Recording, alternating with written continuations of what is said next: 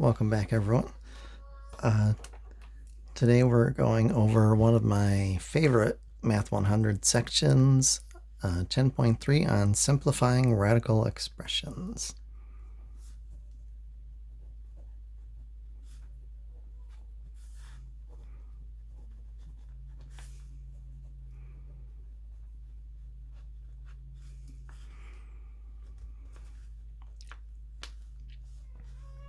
So we start with the product rule. And just as a little reminder, if we have the nth root of a times the nth root of b, we can temporarily call that a to the 1 over n times b to the 1 over n. They're both raised to the same power and being multiplied. I can raise the product to a single copy of that power, which puts us under 1 radical nth root of ab. Cutting out the middleman, nth root of a, nth root of b, so the indices have to match, is the nth root of the product ab. And remember, in math, an equal sign does not mean carry out the operation. It means is the same as. So we can not only start with the left side, move to the right side, we can also, and this is what we'll mainly be doing in this section, start under a single radical and split it up. So they do have us do a little bit of practice the other way first. So for example, they may ask us to multiply. So it might give us like root 2 times root 7. Indices match, so we can turn that into square root of 14. They may give us cube root of 2 times, cube root of 32. So that is the cube root of 64. And that one is in fact a perfect cube. Cube root of 64 is just 4. They may let us play with some variables, maybe a fourth root of 6 times a fourth root of 3x squared.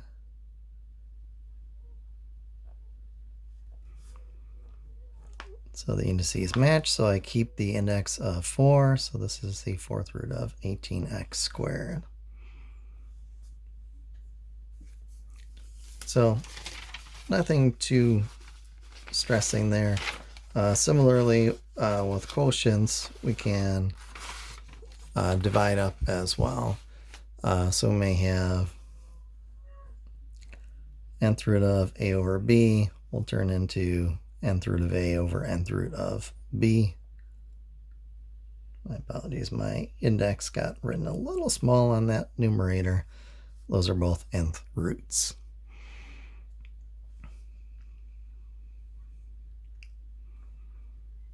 So for example, they might give me fourth root of 16 to 56,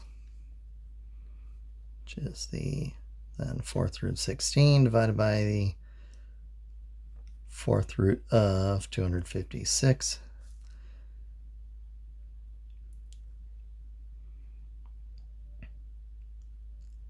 So that is 2 up top. 2 by 2 is 4, times 2 is 8, times another 2 is 16. And my apologies, I am putting two different problems together. We'll come back to that 256 later. That is, or later in the section, my apologies. Fourth root of 16 over 625 will turn into the fourth root of 16 over the fourth root of 625. Fourth root of 16, as we said before, is 2. Fourth root of 625, if you have 5 times 5, is 25. And times it over 5, 125, and multiply by 5 again. We have our 625, so that is worth 2/5. And we'll also, of course, do that occasionally with variables involved as well. If we're under a cube root of 125 over x to the 6, it's cube root of 125 over the cube root of x to the 6. 3 copies of 5 multiplied together will hit 125. 3 copies of x squared multiplied together will get us an x to the 6. And where this is more useful is, as I mentioned, simplifying radicals.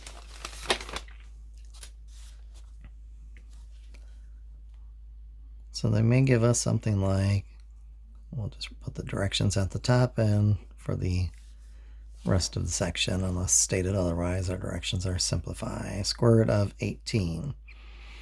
So there's lots of ways to break up an 18. We can do 1 and 18, 2 and 9, 3 and 6. We can involve negative numbers. We can involve fractions.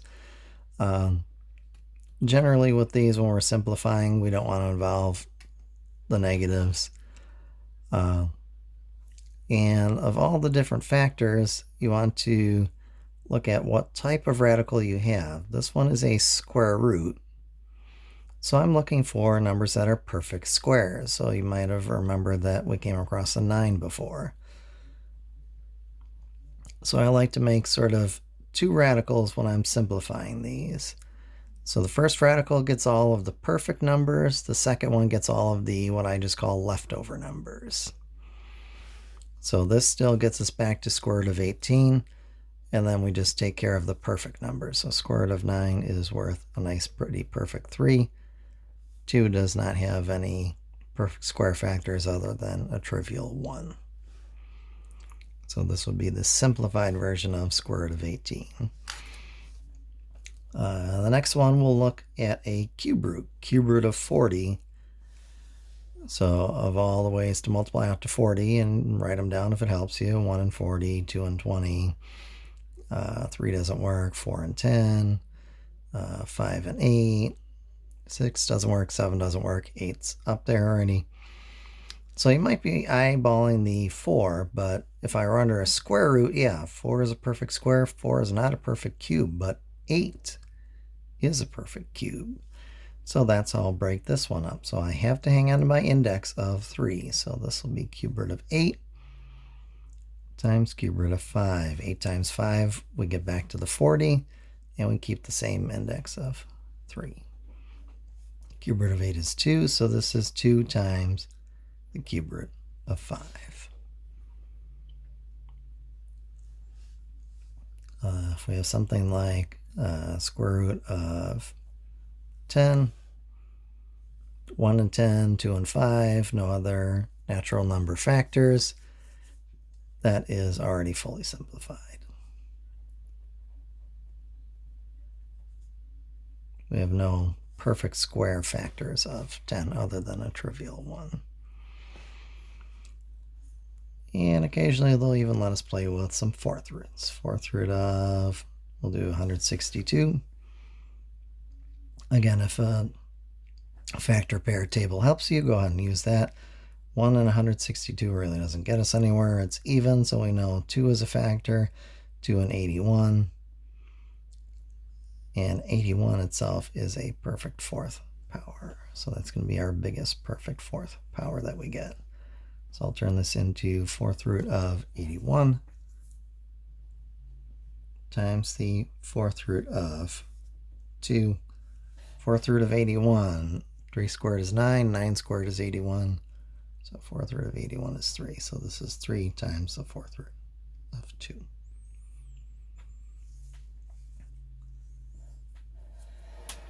All right, so let me give you 2 to simplify.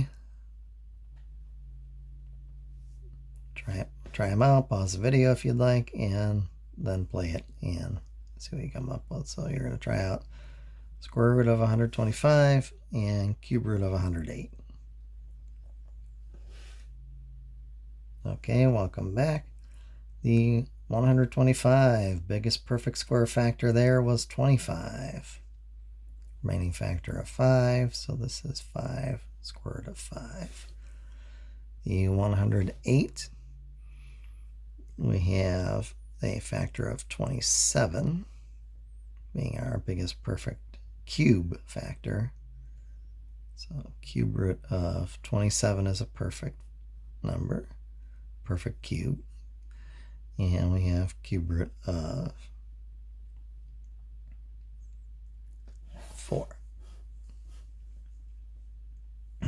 excuse me. So cube root of 27 is 3, so we have 3 times the cube root of 4. Will they let us play with variables? Absolutely, they'll let us play with variables, so we'll do that next. So next we'll look at simplifying square root of 81y to the 5th power. So thinking back to our first section in chapter 10, nth root of a to the m we said is the same as a to the m over n power. What that's telling us is basically if we want these to come out, we're looking for things that are going to be multiples of the denominator, in other words, multiples of the index. So biggest multiple of 2 without going over 5 would be 4. So in my perfect pile, 81 is already a perfect square. Y to the 4th is a perfect square, leaving me y to the 1st in the leftover pile. Square root of 81 is 9. Square root of y to the 4th is y squared. And I hang on to square root of y.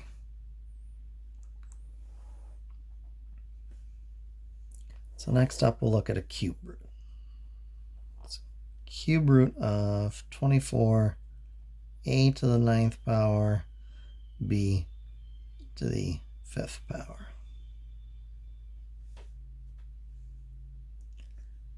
So the index is 3.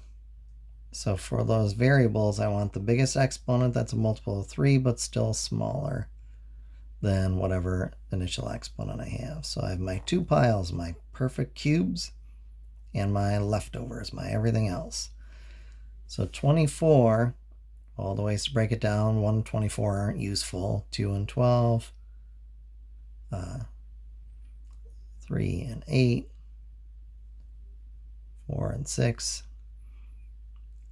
Since this is a cube root, we'll use the one with the 8. If it were a square root, we would have used the one with the 4. So 8's a perfect cube, leaving its partner 3 in the leftover pile. A to the 9th, 9 is already a multiple of 3. That's going to stay in the perfect pile. All of the a's are in the perfect pile. B to the 5th, biggest multiple of 3, that's still smaller than 5, is 3 itself, leaving me 2 b's in the leftover pile.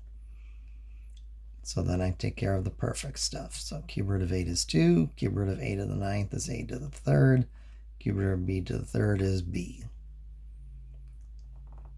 And then we just hang on to the leftovers. That's standard of the radical. Cube root of 3b squared. So one thing to watch for when you're doing your quiz or homework or test, your exponents on the variables should always be smaller than your index when you're simplifying. If it's a tie, square root of y squared is y. We'll assume positive. If it's bigger, that means we could have gotten more out from under the radical. All right, so one more, then you're going to do a couple on your own. Let's see what I'm going to do. We'll do a 4th root. So 4th root of 32z to the 7th. So again, my two piles, perfect 4th and everything else. So 32, prime factorization wise, is built just out of 2's. It is in fact 2 to the 5th power.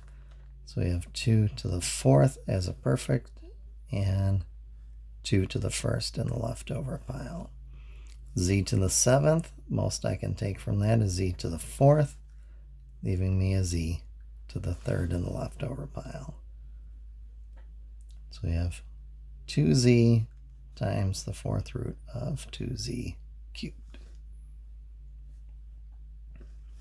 All right, so a couple to try on your own. Again, we're just asked to simplify. We'll try out square root of 121 x to the 9th, and we'll try out cube root of 250 x to the 13th y to the 6th. Okay, welcome back. So our first one, make two piles, perfect squares and everything else. 121 itself is already a perfect square. So x to the 9th, biggest factor that's a multiple of the unwritten index of 2 would be 8, leaving me a single x in the leftover pile. So square root of 121 is 11, square root of x to the 8th is x to the 4th, and we have square root of x in our leftover pile coming along. You want to be careful with ones like this. They're trying to tempt you with that 9 into just putting a 3 there. If 9 were out here as just a number, not an exponent, that's how we would do it. So you want to make sure you're looking for the difference. Is it a factor or is it an exponent? Treat those numbers differently. Our cube root, again, two piles, perfect cubes, and everything else. So your factoring of the 250, 1 and 250 doesn't really help us. It's even, so 2 is a factor, 2 by 125, and 125 is already a perfect cube. So 125 in the perfect pile, 2 in the leftover pile. Index of 3, so now with the exponents, I just want the biggest multiple of 3. That'll leave me at or under the given exponent. So x to the 12th in the perfect pile, leaving me one more x in the leftover pile. 6 is already a multiple of 3, so all of the y's go in the perfect pile. So cube root of 125 is 5. Cube root of x to the 12th is x to the 4th. Cube root of y to the 6th is y squared. And then just bring your leftovers. All right.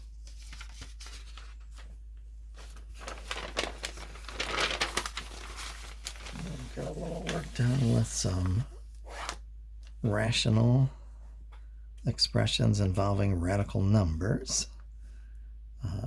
So they might give us something like root 75 over root 3. In this case, we can then put them under a single radical. So 75 thirds is 25. Square root of 25 is just a plain 5. So that turned into a nice pretty integer. They may ask me to simplify something like square root of 80y divided by 3 root 5.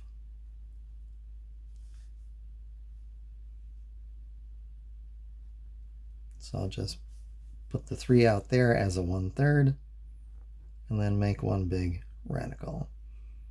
So we have an 80y over 5. So this is 1/3 square root of 16y.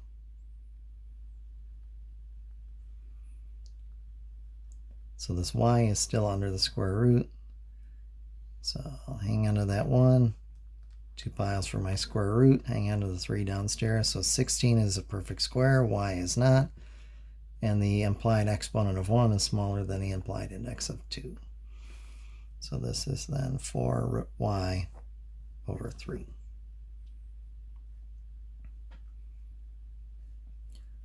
One little note there. I don't know if that's a proper fraction or an improper fraction, so I won't divide out the 4 and the 3, since I have no idea what square root of y is worth. If y is worth 1, then yeah, it's an improper fraction. If y is worth 1/10,000th, then this is a proper fraction. We don't know. All right, so one more together, then you all are going to try one out. And let's see, we'll make it a 4th root problem. So let's do 3 times the 4th root of 243, x to the 9th, y to the 6th, all over the 4th root of x to the negative 3rd, y. So again, I'll hang on to whatever stuff was not under the radical and put all the stuff that was under the radicals with the matching indices together. So 243, x to the 9th, y to the 6th up top, x to the negative 3rd, y on the bottom. Remember, dividing with the same base, we subtract exponents. Subtracting a negative 3, remember, is really adding a 3. So this is 3 times the 4th root of 243, x to the 12th, y to the 5th. Remember, we have an implied exponent of 1 if we don't write it on the y at the bottom. So now I'm looking for perfect fourths and everything else. So 243, 1 and 243 isn't super helpful. 2 doesn't work since it's not an even number. 3 is a factor. 2 plus 4 is 6. 6 and 3 is 9. So 3 has to be a factor since 3 goes into 9 as well. So 3 and 81 is a perfect fourth power. So I'll hang on to the 3 and I'll make my 2 piles. Perfect fourths and everything else. So 81 is a perfect fourth power. 3 is not. On to the variables. I'm looking for multiples of 4 because of my index of 4. So x to the 12th is already a perfect fourth power. Y to the 5th will get split into y to the 4th and y to the 1st.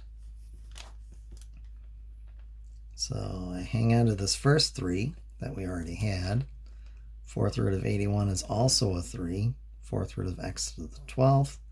Remember the fraction version, 12 over 4 would be 3. Y to the 1st, or just y, times the 4th root of 3y. So then just a little cleanup up front. So 9x cubed y times the 4th root of 3y.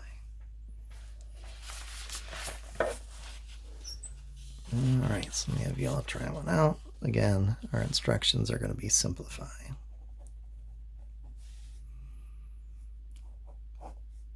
So do cube root of 135, x to the 7th, y to the 9th, divided by another cube root of 5, x to the negative 4th, y to the 2nd. Okay, so take a minute, try that out, see what you come up with. Okay, welcome back. So I'll put this under 1 cube root here, 135, x to the 7th, y to the 9th at the top, 5x to the negative 4th, y squared downstairs. 135 divided by 5, that'll go in nice and pretty.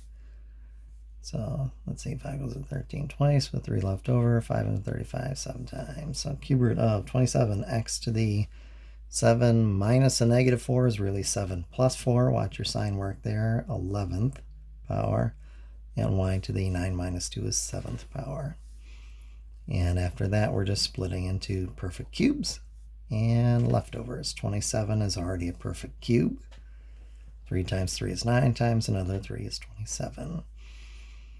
Biggest multiple of 3 without going over for the x's would be x to the 9th, leaving me 2 more x's to bring me back to the 11 total that I had. Y to the 7th, biggest multiple of 3 without going over would be y to the 6th, leaving me 1 more to get back to the 7 I had originally. So then we have, my apologies there, cube root of 27 is 3. Cube root of x to the 9th is x to the 3rd. Cube root of y to the 6th is y squared. And hang on to your leftover pile. Cube root of x squared y. Okay, so that does it for what we'll do with this section. Let me get you the homework. There is a little bit in there about distance and midpoint that we look at a little bit later.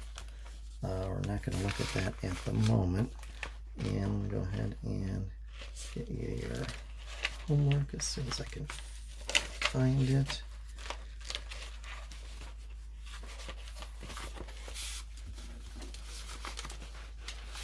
There we are. My apologies there. All right, so this was section 10 3, so you're going to try out 1 to 65, every other odd. 73 to 91, every other odd as well. And 97 to 107 odd. Okay, if you have any questions, please feel free to contact me.